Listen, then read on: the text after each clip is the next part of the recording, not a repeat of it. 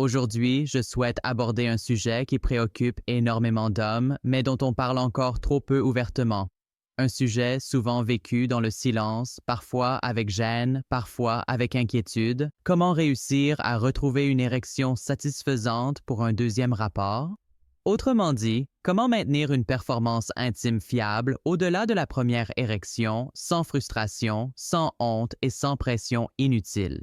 Beaucoup d'hommes vivent cette situation à un moment de leur vie. Après un premier rapport, l'érection disparaît, le désir semble retomber et l'idée même de pouvoir continuer paraît soudain très compliquée, voire impossible. Pour certains, cela devient une source de stress, de perte de confiance et parfois même de peur de décevoir leur partenaire. Ce que je veux que vous compreniez dès le départ, c'est une chose essentielle. Ce phénomène n'est ni un caprice de votre corps, ni un signe d'échec personnel, ni une fatalité liée à l'âge. Il existe des explications médicales très claires à ce qui se passe dans votre organisme. Et surtout, il existe des solutions concrètes, éprouvées et accessibles pour permettre à un homme de retrouver de la fermeté et d'être prêt pour un deuxième rapport, même après 60 ou 70 ans. Je vais donc vous guider pas à pas, en vous expliquant ce qui se passe réellement dans votre corps, en vous aidant à comprendre les mécanismes biologiques en jeu et surtout en vous donnant des stratégies efficaces que vous pouvez appliquer dès maintenant. Il ne s'agit pas ici de recettes miracles ni d'astuces temporaires. Il s'agit de compréhension, de discipline et d'habitudes durables qui permettent à votre corps de répondre à nouveau, de manière plus fiable et plus sereine. Qui suis-je et pourquoi m'écouter? Avant d'aller plus loin, permettez-moi de me présenter brièvement. Je suis un docteur généraliste depuis plus de 30 ans. Au fil de ma carrière, j'ai accompagné des centaines d'hommes de tous âges dans leur parcours de santé intime, des hommes jeunes, des quinquagénaires, mais aussi des patients de 70 ou 80 ans. Les difficultés dont nous parlons aujourd'hui, je les ai vues, analysées et traitées pendant des années dans mon cabinet. Et je peux vous l'assurer, il existe des marges de progression à tout âge. Comprendre la période réfractaire, la clé de tout, la première notion essentielle à comprendre avant toute technique ou conseil pratique est celle de la période réfractaire. C'est un concept fondamental en santé sexuelle masculine et pourtant encore très mal connu ou mal interprété. La période réfractaire correspond au temps physiologique nécessaire à votre organisme pour récupérer après une éjaculation avant de pouvoir obtenir une nouvelle érection complète et fonctionnelle. Durant cette phase, même si le désir est encore présent dans l'esprit, le corps, lui, n'est pas immédiatement prêt à répondre. Chez les hommes jeunes, cette période est généralement très courte. Elle peut durer quelques minutes seulement, parfois moins, ce qui explique pourquoi certains hommes peuvent enchaîner un deuxième rapport assez rapidement sans difficulté particulière. Mais avec l'âge, ce mécanisme évolue naturellement. À partir de la quarantaine, puis davantage après 50 ou 60 ans, la période réfractaire a tendance à s'allonger progressivement. Elle peut alors durer plusieurs dizaines de minutes, parfois plusieurs heures, et dans certains cas plus rares, jusqu'à 1 ou 2 jours. Il est très important de comprendre que cette évolution n'est ni anormale ni pathologique en soi. Elle ne signifie pas que vous êtes fini, que votre virilité est en déclin irrémédiable ou que quelque chose est cassé. Pourquoi cette période s'allonge-t-elle avec l'âge? Après l'éjaculation, votre corps entre automatiquement dans une phase de récupération biologique, parfaitement programmée par votre système nerveux et hormonal. Plusieurs phénomènes se produisent simultanément. La dopamine, hormone directement liée au désir, à l'excitation et au plaisir, chute brutalement. Cette baisse entraîne une diminution naturelle de l'élan sexuel immédiat.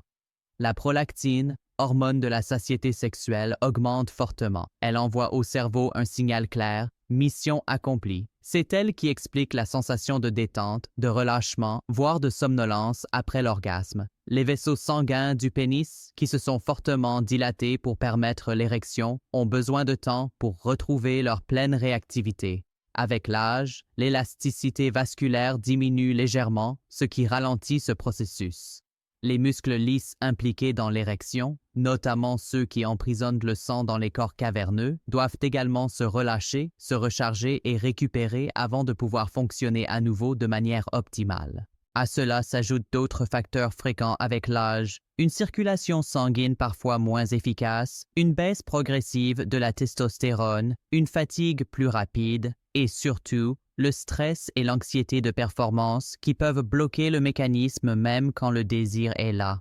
Il est donc crucial de retenir ceci. Il ne s'agit ni d'un corps défectueux, ni d'une perte définitive de puissance, ni d'un problème de virilité. Il s'agit simplement de mécanismes biologiques normaux dont le rythme change avec les années, exactement comme pour l'endurance musculaire ou la récupération après un effort physique. La bonne nouvelle, et elle est essentielle, la période réfractaire n'est pas une fatalité figée. Même si elle ne peut pas être supprimée totalement, elle peut être réduite, être optimisée et surtout être beaucoup mieux vécue, sans frustration ni pression, à condition de comprendre comment fonctionne votre corps, adopter les bons réflexes au quotidien, agir sur les bons leviers, circulation, hormones, mental, récupération. C'est précisément en maîtrisant cette clé fondamentale que vous pourrez retrouver plus de constance, plus de confiance et une vie intime plus épanouie, même après 60 ou 70 ans. Des conseils adaptés à votre âge, une approche intelligente et réaliste. On me pose très souvent cette question essentielle. Docteur, est-ce que les recommandations sont les mêmes à 60, 65 ou 70 ans? La réponse est claire, non. Le corps évolue avec le temps et vouloir appliquer les mêmes stratégies à tous les âges serait une erreur. Chaque tranche d'âge a ses priorités physiologiques et les comprendre permet d'obtenir des résultats bien plus efficaces sans frustration inutile. Entre 60 et 65 ans, la priorité absolue, c'est le cœur et les artères. À cet âge, la majorité des hommes ont encore du désir, parfois même une bonne libido, mais la récupération devient légèrement plus lente. La clé numéro 1 est donc la santé cardiovasculaire. 30 minutes de marche rapide par jour ne sont pas négociables. Pourquoi? Parce que l'érection dépend avant tout d'un afflux sanguin puissant et rapide vers le pénis. Si les artères commencent à perdre en souplesse ou sont encombrées, le signal arrive. Mais le sang ne suit pas suffisamment. La marche rapide stimule les artères, améliore l'élasticité vasculaire, réduit la tension artérielle, optimise l'oxygénation des tissus. À cet âge, mieux vaut 30 minutes quotidiennes qu'un effort intense une fois par semaine. Entre 65 et 70 ans, cardio plus plancher pelvien deviennent indissociables. À partir de 65 ans, une autre pièce du puzzle devient essentielle, le plancher pelvien. Avec le temps, ces muscles perdent naturellement du tonus. Résultat, érection moins ferme, perte de rigidité pendant l'acte, récupération plus lente après l'éjaculation. La bonne nouvelle, ce tonus peut être récupéré même tardivement. Associé, activité cardiovasculaire régulière, renforcement ciblé du plancher pelvien permet souvent une amélioration très nette de la fermeté et de la capacité à enchaîner un deuxième rapport. Après 70 ans, une évaluation globale devient indispensable. Après 70 ans, il est essentiel de ne plus travailler à l'aveugle. La priorité devient un bilan de santé globale incluant la tension artérielle, le cholestérol, la glycémie, le taux de testostérone. Pourquoi est-ce fondamental? Parce que sans ces données, on ne sait pas si le problème est vasculaire, hormonal, métabolique ou simplement lié au mode de vie. Ce bilan est la base de toute stratégie efficace et sécurisée. Activité sexuelle régulière. Bonne ou mauvaise idée? Une question revient très souvent. Est-ce mauvais de faire l'amour tous les jours à 63 ans? La réponse est simple. Si votre corps le permet et que l'envie est là, ce n'est pas mauvais du tout. Au contraire, une activité sexuelle régulière stimule la circulation sanguine, entretient les mécanismes de l'érection, améliore le moral, renforce la confiance en soi, entretient le lien émotionnel avec le partenaire. La seule règle absolue, ne jamais se mettre la pression. Le plaisir doit rester un plaisir. Dès qu'il devient une obligation ou un test de performance, le cerveau bloque et le corps, les facteurs qui influencent la récupération, un équilibre global, la capacité à enchaîner un deuxième rapport dépend toujours d'une combinaison de facteurs, jamais d'un seul élément isolé. L'âge biologique, la condition physique générale, l'état des artères, l'équilibre hormonal et surtout l'état mental. L'anxiété, la peur d'échouer, les pensées négatives bloquent littéralement les signaux nerveux de l'érection. C'est pourquoi il faut retenir ceci. Le deuxième rapport est autant une affaire de cerveau que de pénis. L'exercice physique, un véritable médicament naturel. L'activité physique régulière est le pilier numéro 1 d'une amélioration durable. Quand vous bougez, Le cœur devient plus efficace, le sang circule plus vite, les artères deviennent plus souples, l'oxygène arrive plus facilement dans les tissus érectiles. Les exercices les plus efficaces sont la marche rapide, la natation, le vélo et un minimum de renforcement musculaire.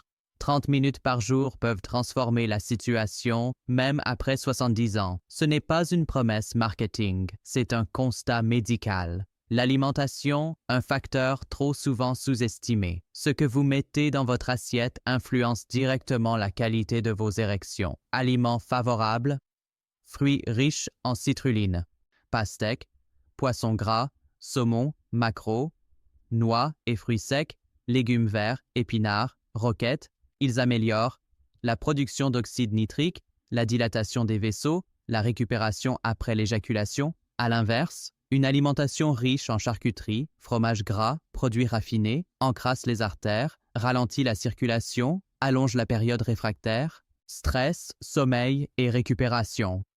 Le trio oublié. Le stress chronique est l'un des pires ennemis de l'érection.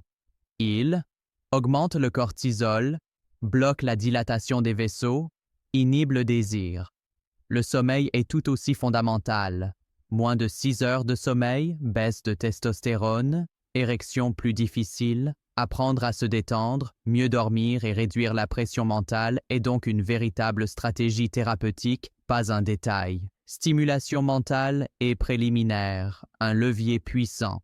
Le deuxième rapport nécessite souvent plus de stimulation mentale que le premier. Pourquoi? Parce que le désir accumulé du premier round est passé. Préliminaire prolongé, communication, toucher, connexion émotionnelle, relance la dopamine, active à nouveau le circuit du désir, facilite la réponse érectile. Le pénis est connecté au cerveau avant tout. Le rôle clé du plancher pelvien, souvent négligé, pourtant essentiel. Les muscles du plancher pelvien jouent un rôle central dans la rigidité, le maintien de l'érection, la récupération rapide, exercice simple, Kegel, contracté comme pour retenir l'urine, 5 secondes de contraction, 5 secondes de relâchement, 10 répétitions, 3 fois par jour. Les premiers résultats apparaissent souvent en 2 à 4 semaines, parfois plus tôt.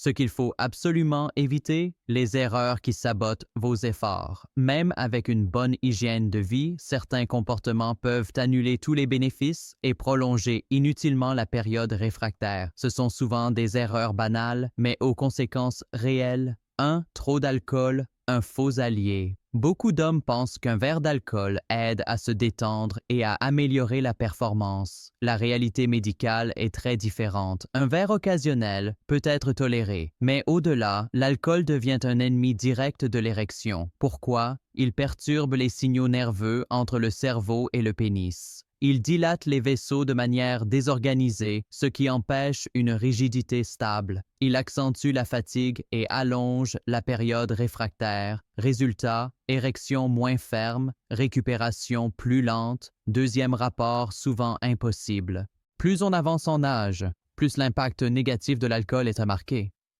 2. Le tabac, un destructeur silencieux.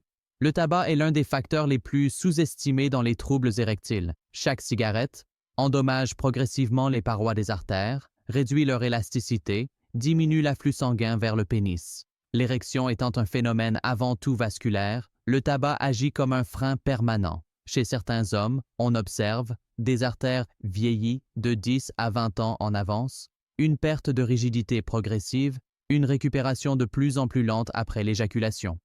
Arrêter ou réduire fortement le tabac est souvent l'une des décisions les plus efficaces pour améliorer durablement la fonction érectile.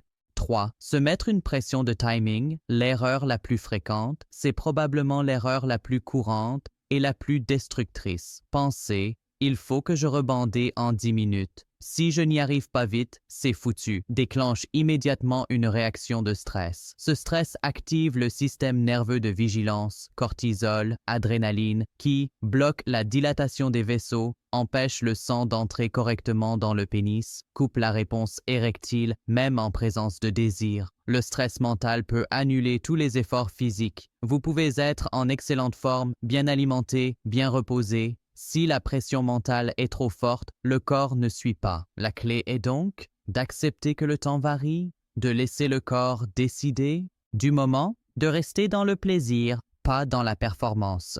Quand consulter un professionnel, si, malgré une bonne hygiène de vie, une activité physique régulière, une alimentation adaptée et une gestion du stress, les difficultés persistent, il ne faut pas rester seul. Consulter un neurologue est un acte de courage, jamais un aveu de faiblesse. Un professionnel peut identifier la cause réelle, vasculaire, hormonale, neurologique ou psychologique, proposer des examens ciblés, adapter une prise en charge personnalisée. Aujourd'hui, il existe des traitements efficaces, des solutions sûres, des approches adaptées à chaque âge et à chaque situation. Le plus grand regret exprimé par de nombreux patients est souvent le même.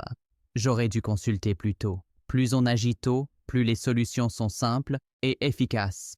Message essentiel à retenir. Éviter les erreurs évidentes est aussi important que faire les bonnes choses. La performance intime repose sur un équilibre entre corps et esprit. Et demander de l'aide médicale quand c'est nécessaire est une démarche responsable et intelligente. Retrouver une érection pour un deuxième rapport n'est pas un privilège réservé aux jeunes. C'est une possibilité réelle pour tout homme qui comprend son corps et en prend soin. Ce n'est pas l'âge qui décide, ce sont les habitudes. Avec de la régularité, de la patience et parfois un accompagnement médical, une vie intime épanouie reste possible, durablement. Parler de ces sujets, c'est déjà faire un pas vers le changement